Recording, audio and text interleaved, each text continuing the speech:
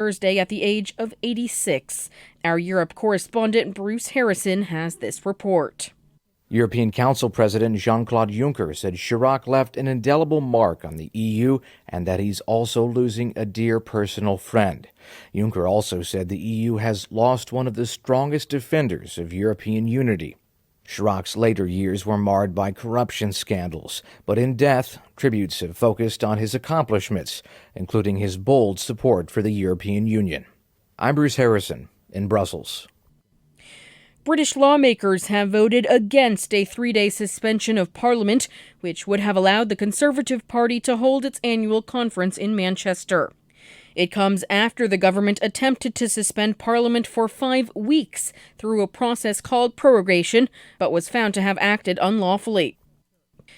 The Congolese government and international aid agencies have launched a mass measles vaccination campaign in 6 of the DRC's provinces. The aim is to stem the world's largest measles outbreak. Health officials have recorded close to 200,000 cases and over 3,600 deaths since the beginning of the year. FSN's Chris Okamringa reports from Kinshasa. The measles vaccination campaign is being carried out in 24 health zones in the DRC.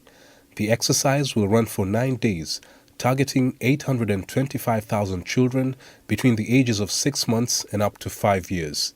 Health officials say more than 3,000 people have died of measles this year. Most of the deaths have been in children. Health workers have described the disease as the world's largest epidemic. From bureaus worldwide, this is FSN. This is the story of a very special woman. Just a few knew about her superpowers. In a matter of seconds, she turned herself into a great mathematician. She masqueraded as a regular person at work, but as a superhero at home. Everyone knows her as Gabriella. I still call her Mom. Your hero needs you now, and AARP is here to help. Find the care guides you need to help, complete with tips and resources at aarp.org/caregiving. Brought to you by AARP and the Ad Council. Why was the basketball court all wet? Because the players kept dribbling on it. The dad joke. Corny, groan-worthy, but also one of the simplest ways to share a moment with your kids. What did the buffalo say when he dropped his son off at school? Bye, son. So take a moment to make your kid laugh, because dad jokes rule. Make your kid laugh today. Go to fatherhood.gov. Brought to you by the U.S. Department of Health and Human Services and the Ad Council. If you love them enough to listen to them practice the same song on tuba, please be done. Over and over and over and over and over, then surely you'll check nhtsa.gov/the right seat to make sure they're correctly buckled in the back seat. Sounds good, honey. Check today at nhtsa.gov/the right seat. Brought to you by the National Highway Traffic Safety Administration. Hope you enjoyed your meal. And I just want to say, he's lucky to have a brother like you. Lucky? Caring for my brother is far from easy. But he's a part of me, like my arms and legs, so I'll be his. No time for tired. Nothing can disable this love. He needs me, but I'm the lucky one, even though I need help now and then. If you're caring for a loved one, visit aarp.org/caregiving for care guides and community. Support for your strength. Brought to you by AARP and the Ad Council. This is a test of the emergency podcast system. Activated by contract termination. Rumors of our demise are greatly exaggerated. Welcome to Stacy on the Right with your host, Stacy Washington. She's blessed to be a Bible-reading, gun-toting, Air Force veteran, wife and mom, righteously American.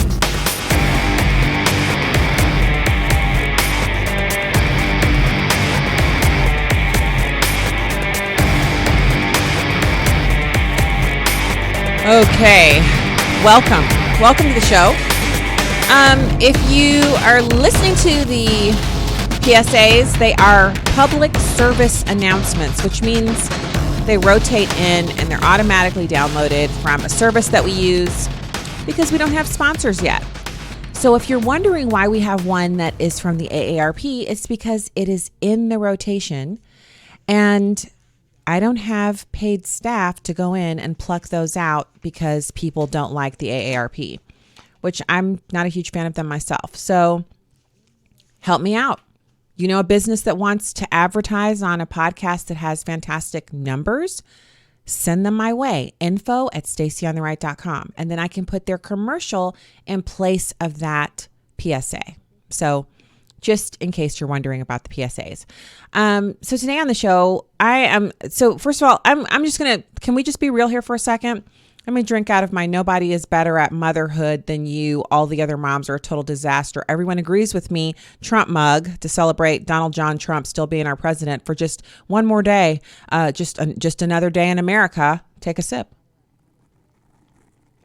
So I'm feeling a little worn down. I feel a little worn down because yesterday I was just ticked and I was yelling and getting all worked up, and there's a place for that. But today I'm worn down because it feels like there's just no low that the Democrats won't stoop to. Today, Adam Schiff actually made up stuff that he said the president said. Instead of going with the transcript of what the conversation was, he just sat there in the halls of Congress and made stuff up. So we're going to cover a ton of different stuff today. I have some audio for you. One of our favorites, he's been on the program before, back when we were at the old place, Joe DeGenova. He was on Tucker Carlson last night. He had some interesting things to say about impeachment, any illegalities that are being ascribed to the president, et cetera, et cetera. So we'll go over that. We will also talk about a couple of other news items. I wanted to get to the Trump administration scoring another safe country agreement. And this is important for us because everything he can do to slow down the invasion at the border, we need it. The problem is the things that he's doing are contingent upon him being the president. So the safe country agreements will be torn up if he's not the president at the end of this term. A lot of the things that are happening are going to be undone if the president is no longer in office. And so permanent change is what we need to protect American citizens, to protect foreigners who are being exploited and trafficked, to protect women and children and little boys from being exploited by the drug cartels, to slow down the drug cartels' number one aim, which is shipping illegal drugs into our country. We need to stop all of that. So we'll dig into that a little bit, and we will. So we'll talk about the safe country agreement with Honduras. We will also discuss. In fact, we're going to start off with this, and this to me is important because as a mom, especially with two of our kids now living, you know, they're living at college now, and so they decide. Like before, it was, hey, mom, you know, is it okay if I head over to the movies tonight? I'm going to go see whatever. And even as 17, 18. And now 19 years old, I still have veto power. I can still say, I don't want you to go see that. And here's why.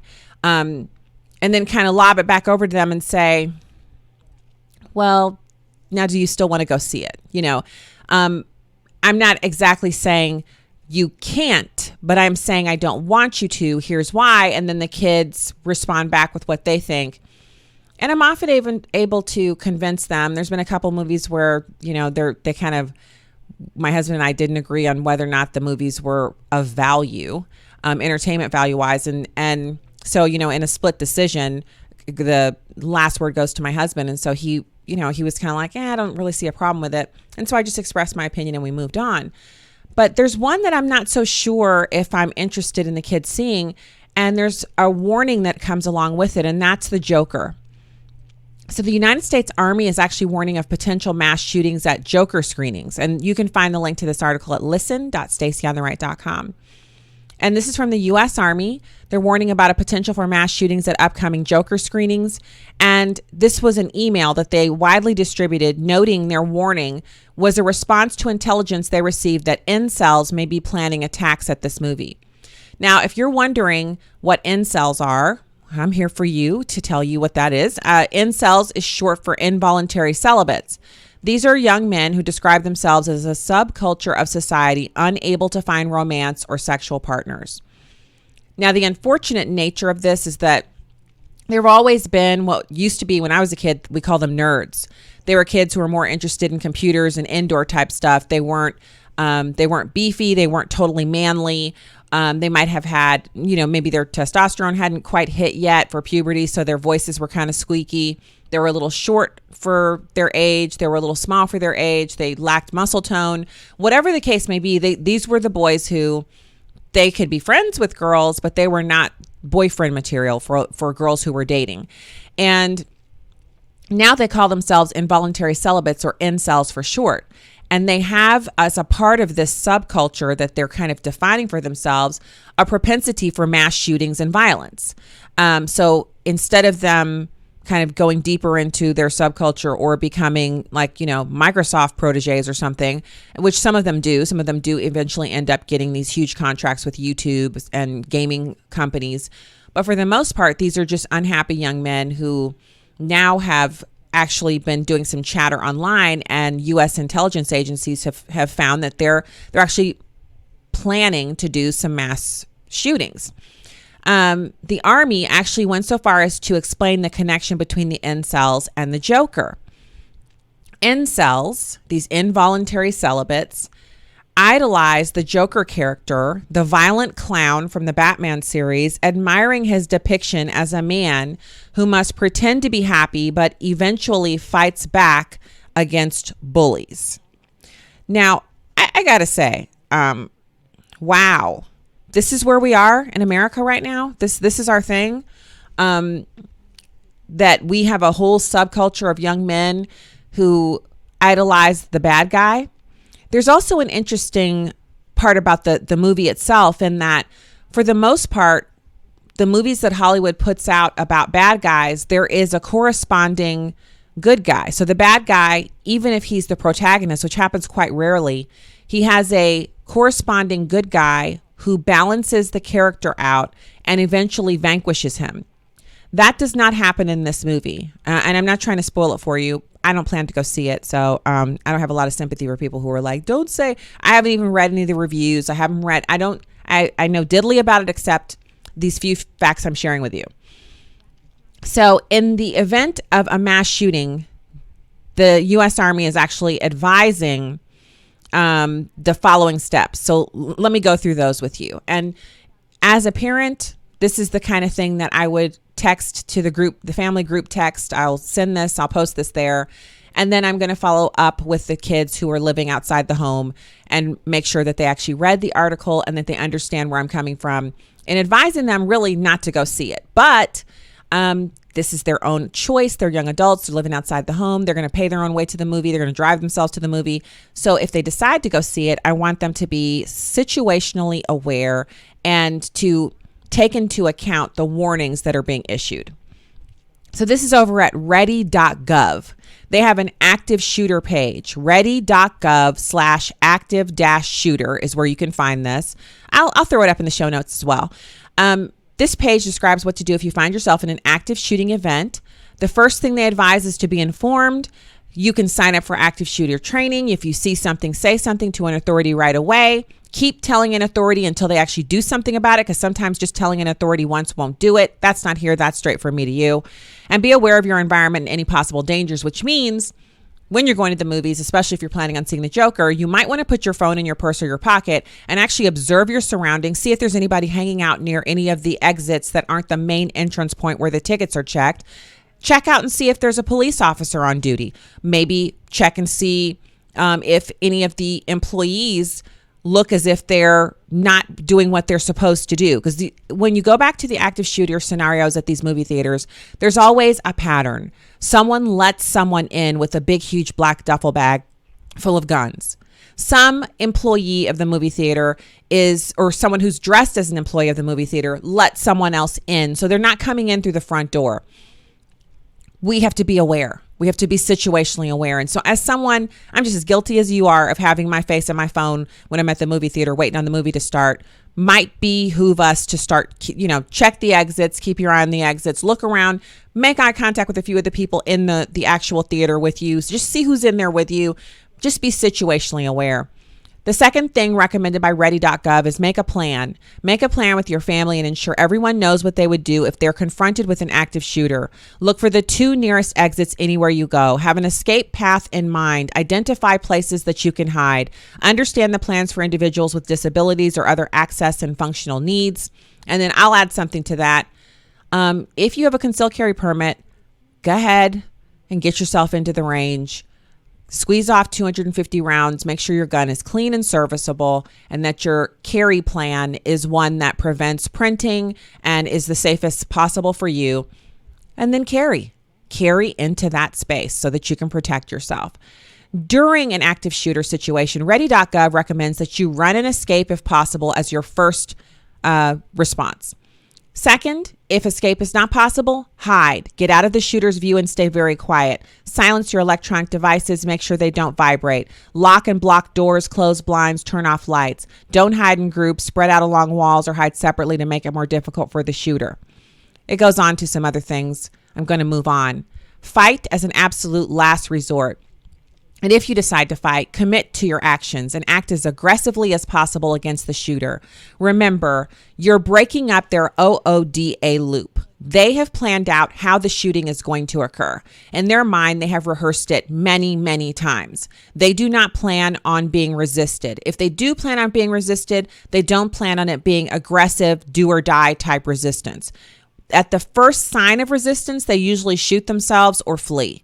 So what you can do is, if you can't run and you can't hide and this is a do or die situation, you go at it with the absolute intent of making it out alive, and you go after that shooter. And don't do it alone.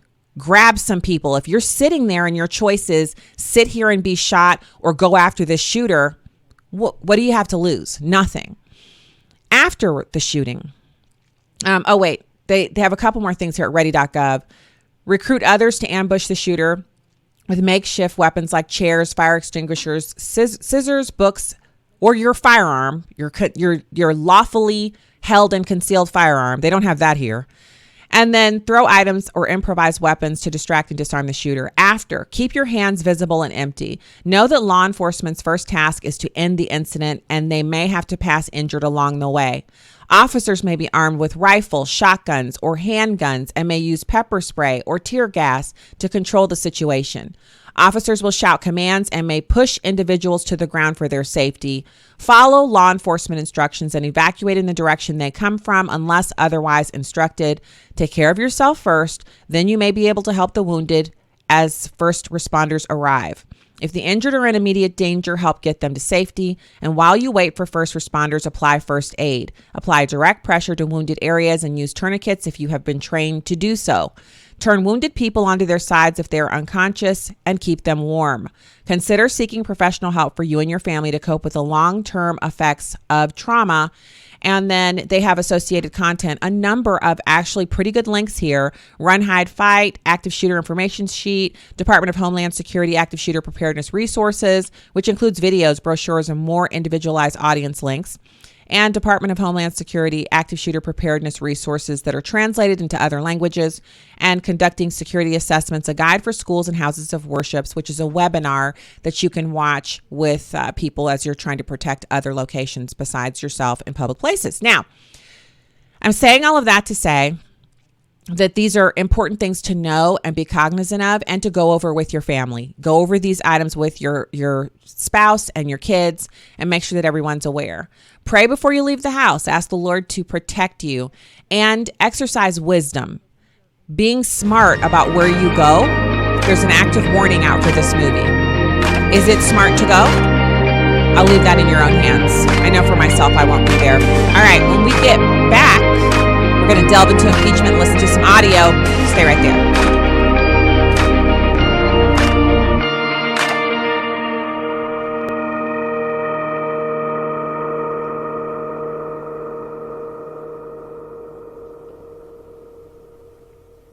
Man, I love my kids so much. I once sat for 3 hours in the cold rain to watch her soccer team lose by 18 goals. I love my kids so much, I once used a tube to suck snot out of her stuffed nose at 3 a.m. You win. Love your kids? Love them enough to make sure they're in the right car seat. From toddlers to tweens, visit nhtsa.gov/the-right-seat to find the right seat for their age and size. Keep them safe. Visit nhtsa.gov/the-right-seat. Brought to you by the National Highway Traffic Safety Administration and the Ad Council. Okay, man, this is your time. Maybe you didn't choose this, but you're here now. You're gonna go out there and be an all-star caregiver. Cook, clean, be there emotionally and physically. You gotta dig deeper. Drive them to physical therapy, doctor's appointments, because that's what caregivers do. Don't give up. Show the world that you're tougher than tough.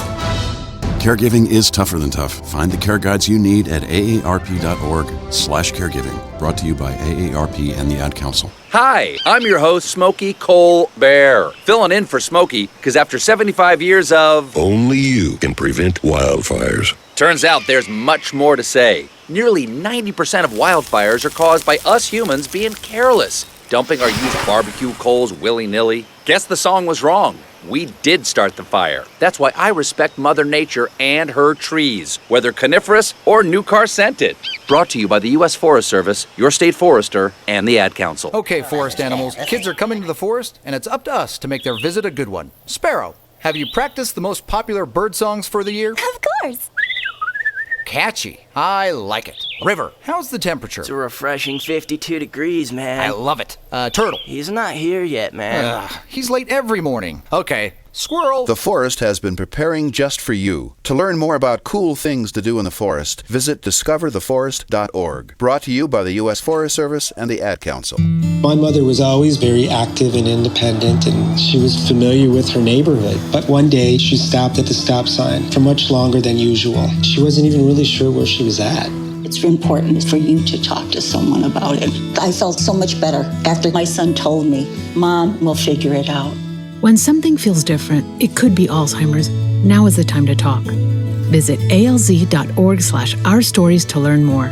A message from the Alzheimer's Association and the Ad Council. The average time a resume spends on an HR manager's desk is 7 seconds, and most of them are tossed aside. Now imagine if one of those resumes belonged to Yasmin, who was living in a shelter, juggling 3 jobs. I had to be resilient. That's something that you can't teach. We rely so much on a resume, yet it could never tell the full story of someone who had to be independent and take initiative. And that's how I handle every project I get. Discover new ways to develop great talent at gradsoflife.org. Brought to you by Grads of Life and the Ad Council. Welcome back to Stacy on the Right.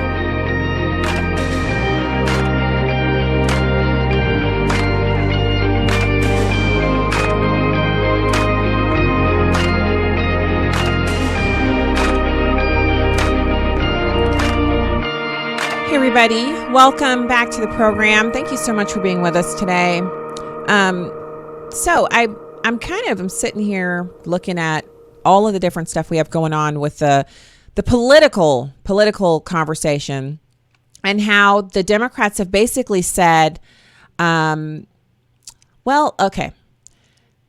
And I'm guessing because we know what they're saying publicly, but I'm trying to figure out what is their. I've seen so many strategies being discussed. Specifically, a lot of people have said, well, they're trying to take out Joe Biden. Now, I know that you might be thinking, what? Or you might be thinking that's exactly what they're trying to do, because they no longer have super delegates in the same numbers to be able to tip the scale towards their preferred nominee the way they did for Hillary Clinton. The debacle with Hillary Clinton, they had to change everything that they were doing at the DNC to make it more, quote fingers, fair to, regular voters. And so in doing that, they really took off their stopgap measures, if you will. So I think if there's anything that we can do, is to try to understand the reasoning behind what they're doing. Now, I want to make a point, an additional point.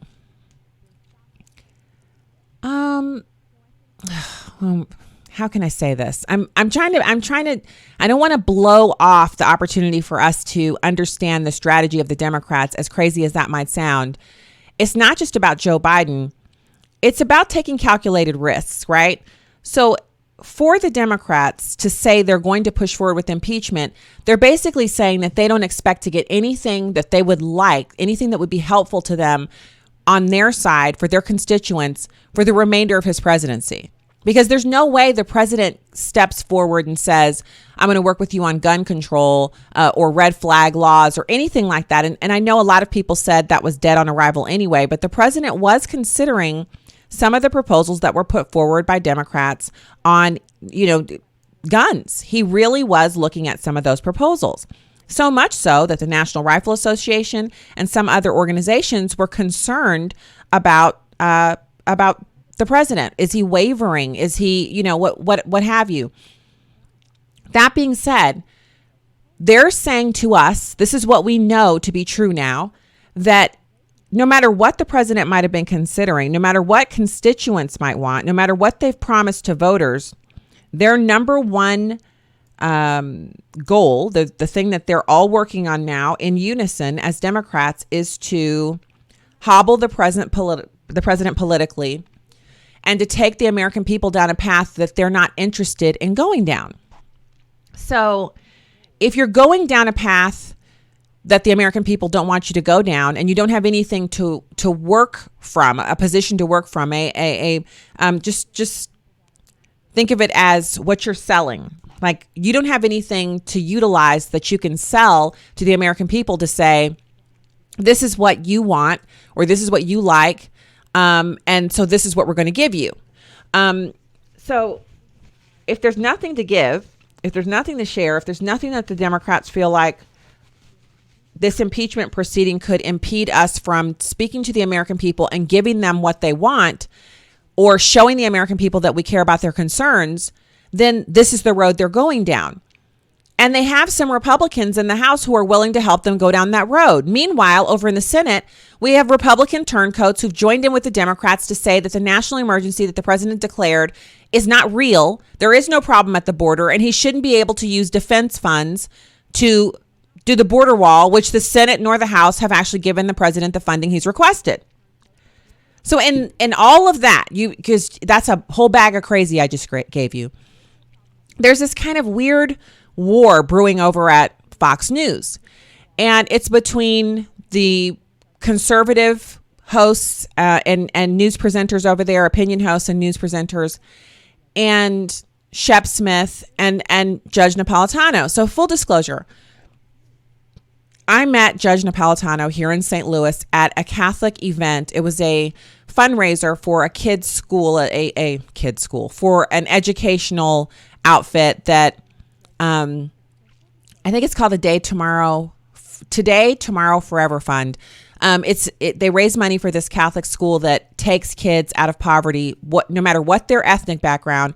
They pluck them out of poverty, put them in the school. They partner with the parents, and they change these kids' lives with a great education, and they bring the parents along. So if the parents are willing participants, awesome. But if the parents are kind of dragging their feet or they're not really into it, they actually get them plugged into it by engaging their kids, and they just worm their way into the family, and they help these families. I mean, these kids have gone on to do amazing things. So we went to the fundraising dinner. We were invited by a friend of ours who had a table, and there was a little reception beforehand, and I got to go to that. And another radio host that I know well was there, who's good friends with Judge Napolitano. They're both Catholic, and I met him, and I got to take my picture with him. I'm a lot taller than he is, so it's not one that I shared on social media because I didn't feel like it was complimentary to the two of us. But he was a nice man. Now, mind you, this was 4 years ago, maybe 3 or 4 years ago when this event occurred in St. Louis. So now you know that I've met him. So I wanted to say that because this is a pretty savage spot here.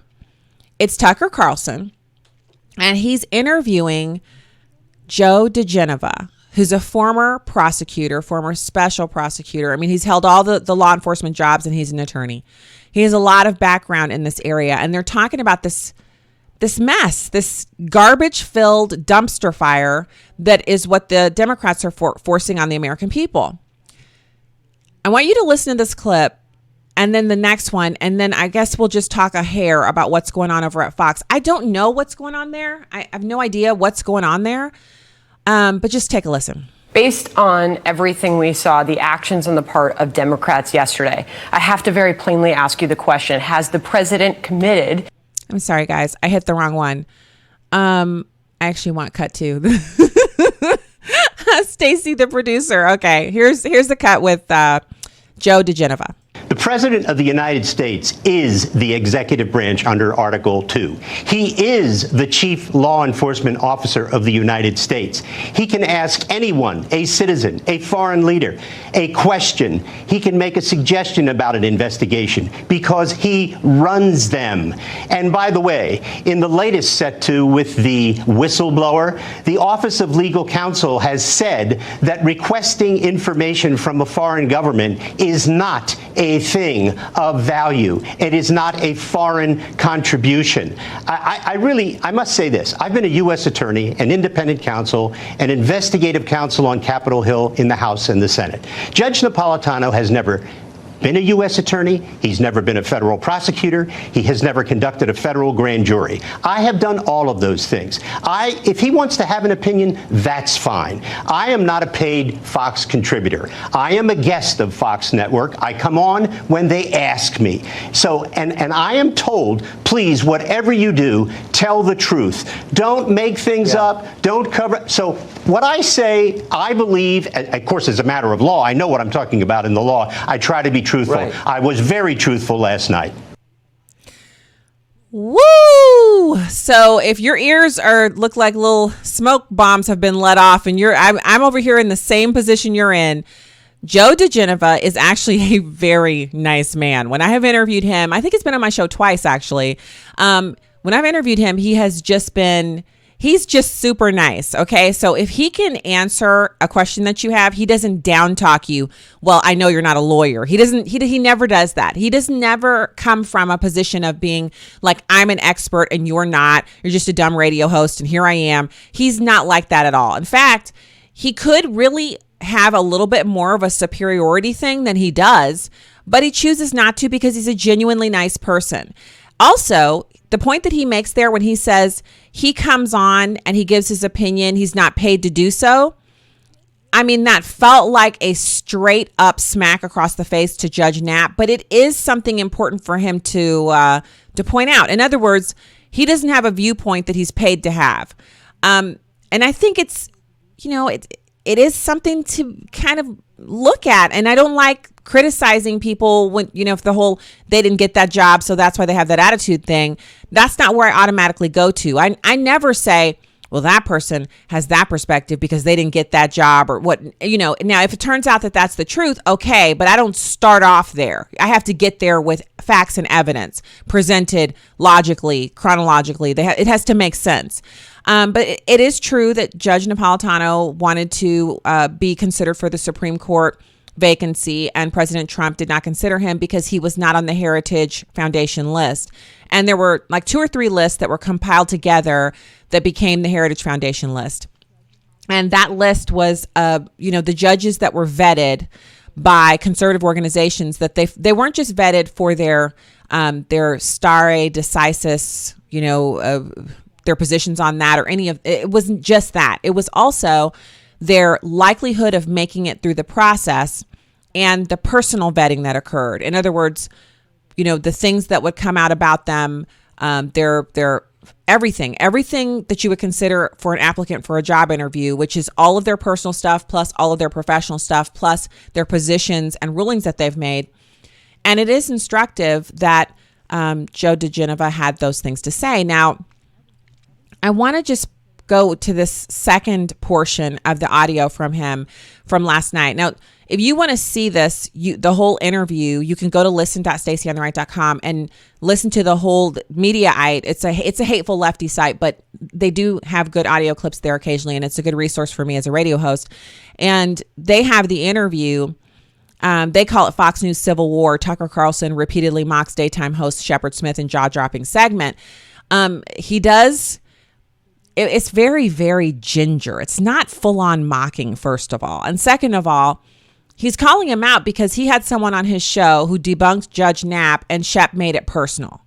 And that's Shep's business, whatever. But I want to listen to this last bit, and then I guess just it's to take with a grain of salt. And I wonder what happens because Shep, I think, is the one who's been on there the longest out of all the hosts now that they've had so many shakeups over the past 4 years.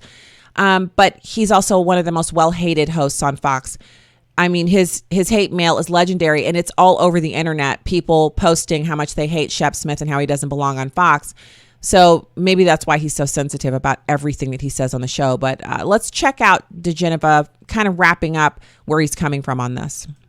Tucker, I couldn't agree with you more. And that's why when I come on Fox, I say what I believe and what I know. Right. I never make things up. I never try to cover up for people. I am blatantly obvious about the fact that I support the President of the United States. Right. I believe he has been framed. I believe he is an innocent man. I will defend him to the death. And, Judge Napolitano just doesn't like the President of the United States. That's fine. He's entitled to that. He's entitled to feel that way. He's a disappointed office seeker. He didn't get the seat on the Supreme Court that he desperately wanted, and he's been mad about it ever since. And he showed it yesterday, and he showed it so many times over the last year. It's pretty embarrassing, actually, for me. Yeah.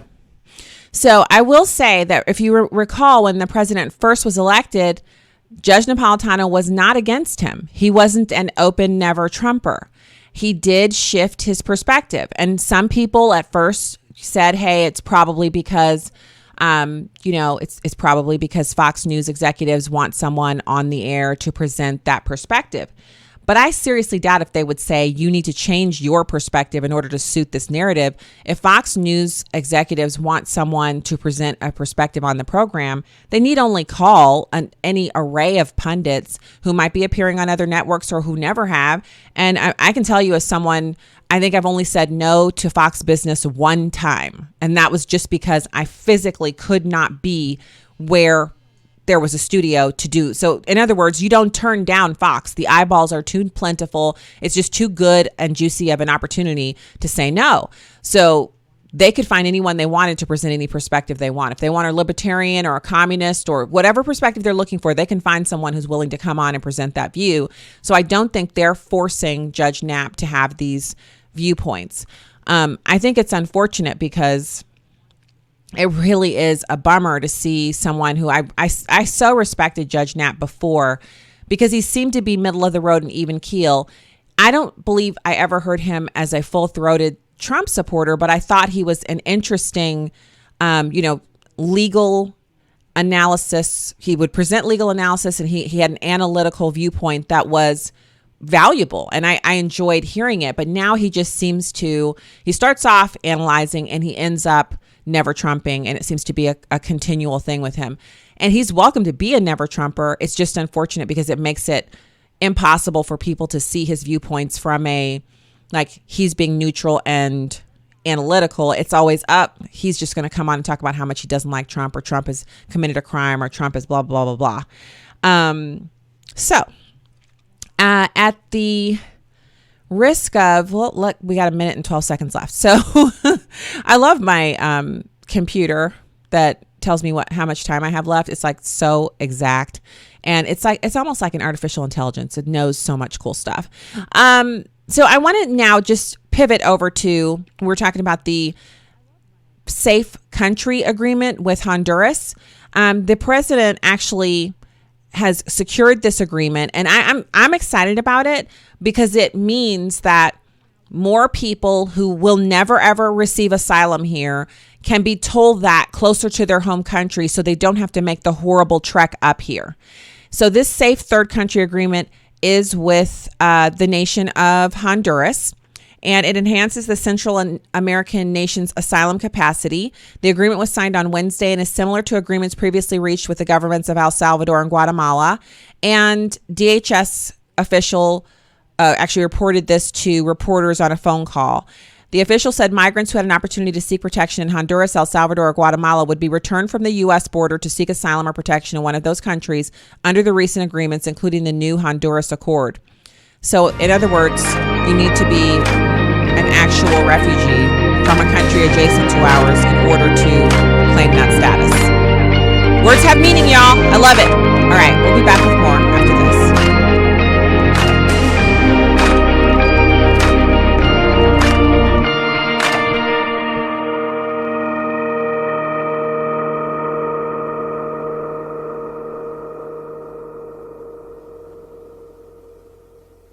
When is the best time to talk to your family about staying in touch during a disaster? When floodwaters reach your door? When wildfires are engulfing the edge of your neighborhood? Or an earthquake is destroying buildings? Or is the best time perhaps today? During a disaster, you may not be able to stay in touch with your family or friends as easily as you think. Go to ready.gov/communicate and make your emergency plan today. Don't wait. Communicate. Brought to you by FEMA and the Ad Council. Hi, it's Olivia Munn with my shelter pets, Frankie and Chance. Say hi, guys. When I adopted them, I discovered that they both have incredible personalities. Chance's sole purpose in life is to love and to be loved. Frankie is a little bit of a scoundrel and always entertaining. They're a little bit of a lot of things, but they're all pure love. Adopt pure love at theshelterpetproject.org.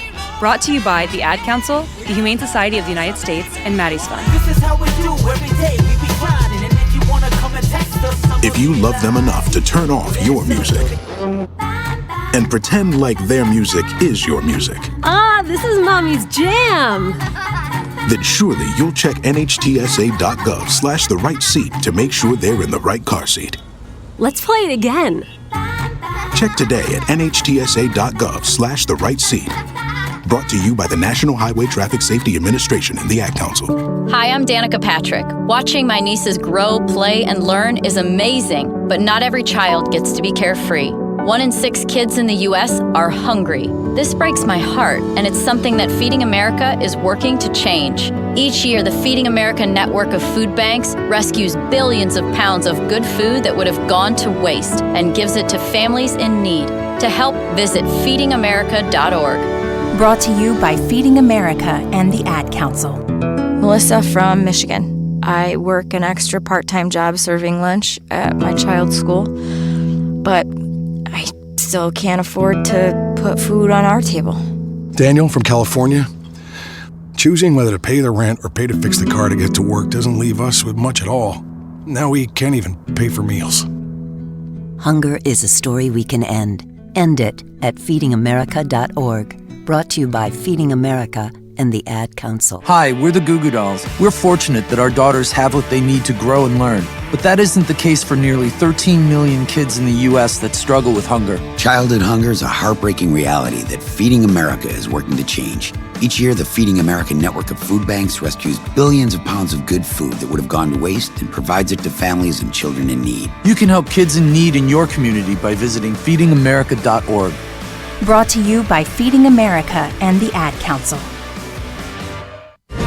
Welcome back to Stacy on the Right.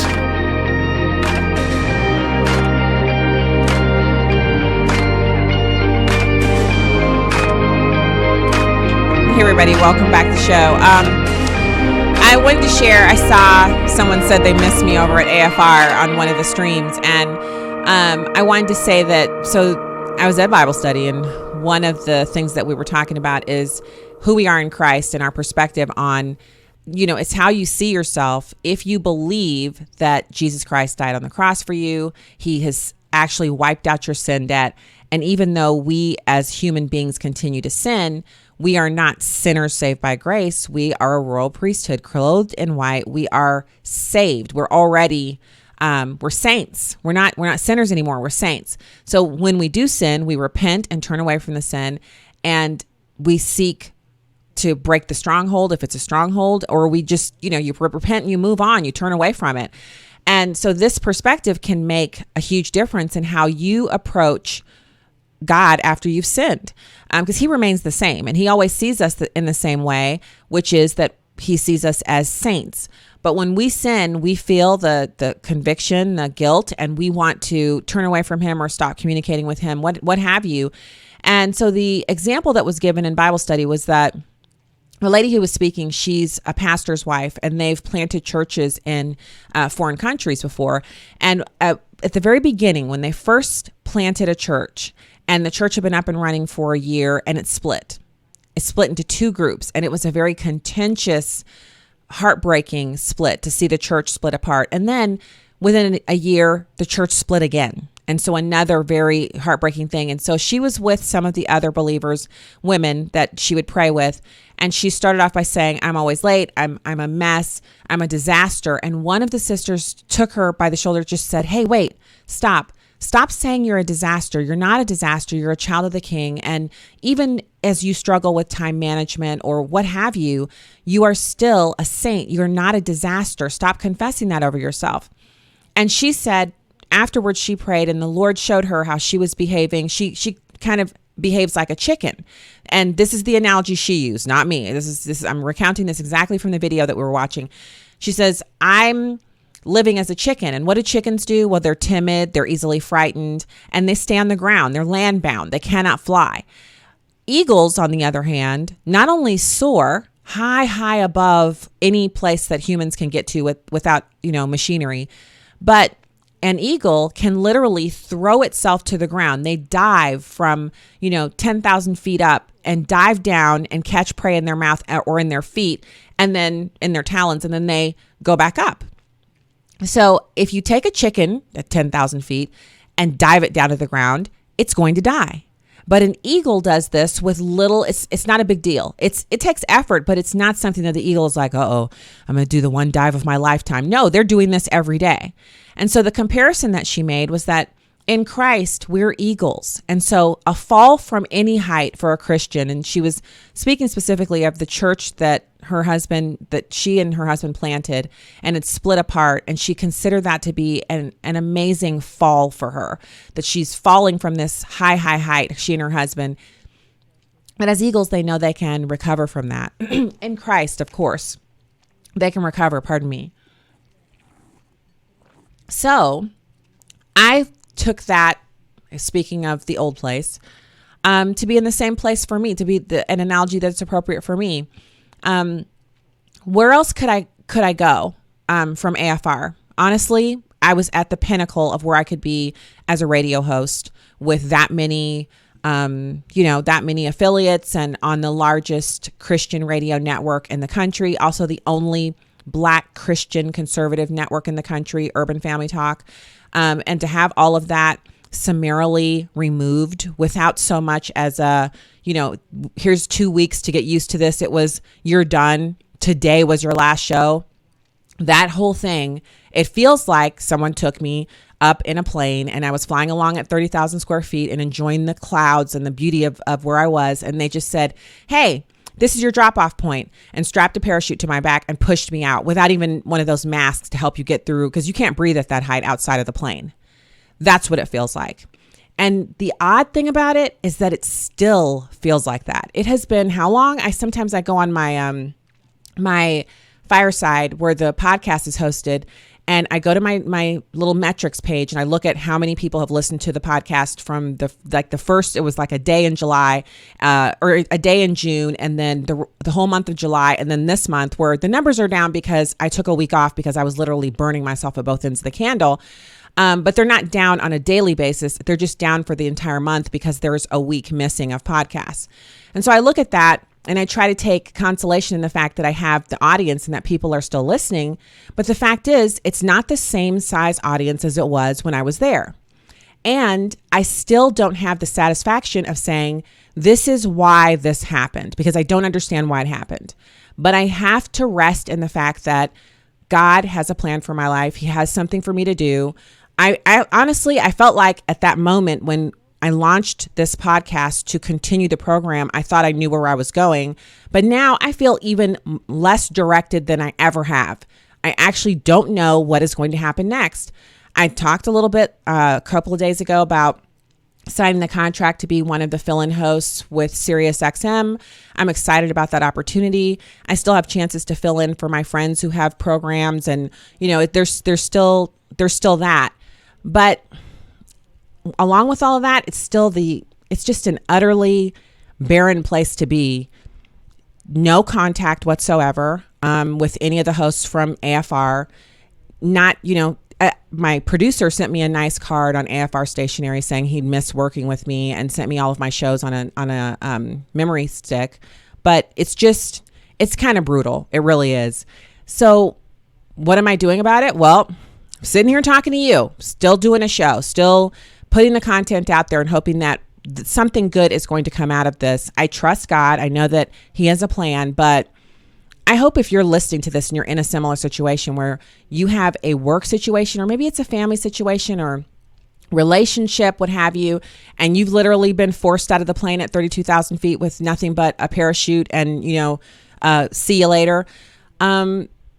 Just keep going. Just keep putting one foot in front of the other. On Sunday, the pastor said that God can't direct a car that's engine isn't running and it's not moving. In other words, in order to take direction, you need to be moving. And that's why I'm continuing to do the show. Partially because of that, partially because, what else am I going to do? Sit home and shop all day? No, I don't think so. And also because people out there are expecting me to put a program out there and put my perspective out there. And that's why I'm doing this. Because there's an audience there still. It's not 189 affiliates strong, but we'll get someplace. Not sure where, but we'll get there.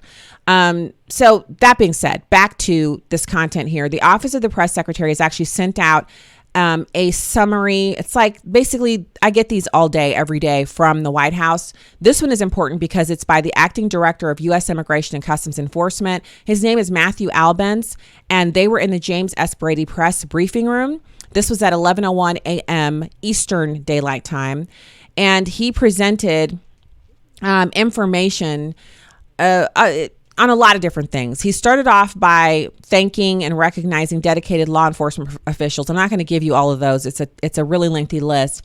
He's coming out today to present this information from the White House to help the public understand the human cost of sanctuary laws and policies banning and preventing local law enforcement from working with immigration and customs enforcement.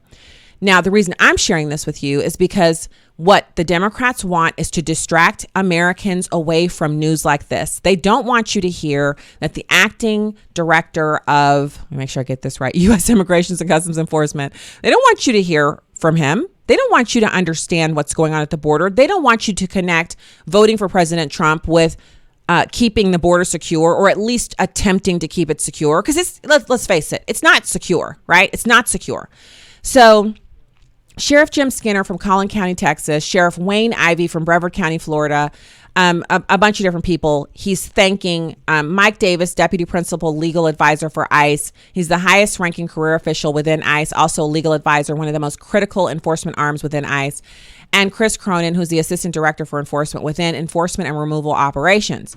Now, there were others he listed off, but those were some important people who were there with him to basically stand with him on this presentation. So sanctuary cities make everyone less safe because, remember, you may not live in a sanctuary city or a sanctuary county or a sanctuary state, but if you travel to that state, you are less safe than you would be if they did not have their sanctuary city designation, because it's a beacon for criminals. It says, come here, we'll protect you, criminals. Come here, we have people for you to rape, rob, and pillage. Don't worry about enforcement. We'll take care of it. And people are being hurt and victimized every day because of jurisdictions that refuse to cooperate with ICE. As law enforcement professionals, it's frustrating to see senseless acts of violence and other criminal activity happen in our communities, knowing full well that ICE could have prevented them with just a little cooperation. This is what ICE is looking for, and this is according to the acting director of ICE. They want to have their official immigration form, which is a detainer, honored by law enforcement partners. They're not asking law enforcement partners to go out and arrest or detain people for them. They're saying if someone has already been arrested for an unrelated criminal violation and are in custody with any agency that's in law enforcement, all they ask is that if there is a detainer present, that they keep that person until ICE can come and get them. It's that simple. So they're not going into communities and doing the work of ICE. They're not arresting people. They're not pulling people over or stopping people because they suspect that they're in the country illegally. It is anyone who has already been detained for breaking the law, potentially, and is in custody. If that person's name and identifying information matches up with what Immigrations and Customs Enforcement has described in their detainer, that person would be held and that ICE would be notified so they can come and get that person because they are subject to removal proceedings. That's it. So when you hear someone at your workplace saying, ICE wants to deputize the sheriff in our county and turn him into a, customs and border patrol officer, not so. Not so at all. In fact, the reason they don't want regular law enforcement doing that work is because they know that law enforcement already has more than enough to do in their communities, and they don't They don't need the help. Yes, we could use more ICE officers. We could use more staff. We could use more money. But it doesn't help them to have regular law enforcement doing their job. They only want the agencies to honor the detainers that are sent out from ICE. 70% of the arrests ICE make are at local jails and state prisons across the country. But we used to make more. We used to get more criminals off the street before sanctuary laws and policies prevented us from doing so, leaving us with no choice but to expend significant digital resources to locate and arrest criminal aliens and other immigration violators out in the community. How can I sum that up for you? They used to get the people from the jails and deport take them to ICE facilities where they would then be subject to deportation. Now they have to go out into the community and knock on doors. Now they have to monitor social media and go out and stop people who are driving, stop them in their houses of worship, you see what I'm saying? So it's much more dangerous for them as officers because they're out in the community in among a population that is opposed to the work that they do. It's like when we send law enforcement into, they do no-knock raids. They go in and they're busting up a drug house. That's a dangerous situation for an officer. They're in an area that is owned and run by criminals, and they're going in to do their work. That's why they go in covered from head to toe in armor and everything else. They go in with those big, heavy vehicles, and they take the biggest tactical weapons they've got. So the question for all of us is, how can we as lawful citizens permit any person who is elected by us and answerable to us as citizens and voters and taxpayers to have sanctuary city designations which endanger the lives of people who are paid by us as taxpayers to protect and enforce laws that we have on the books because we as citizens have permitted those laws to be passed?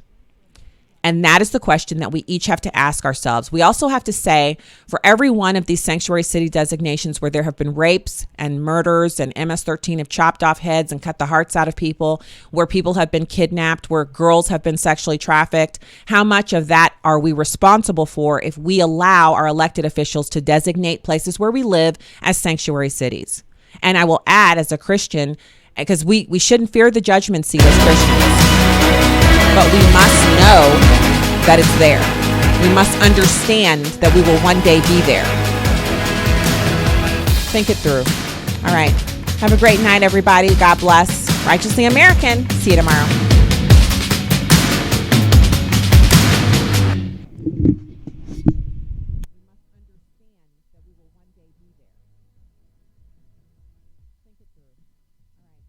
a great night, everybody. God bless. Righteously American. See you tomorrow.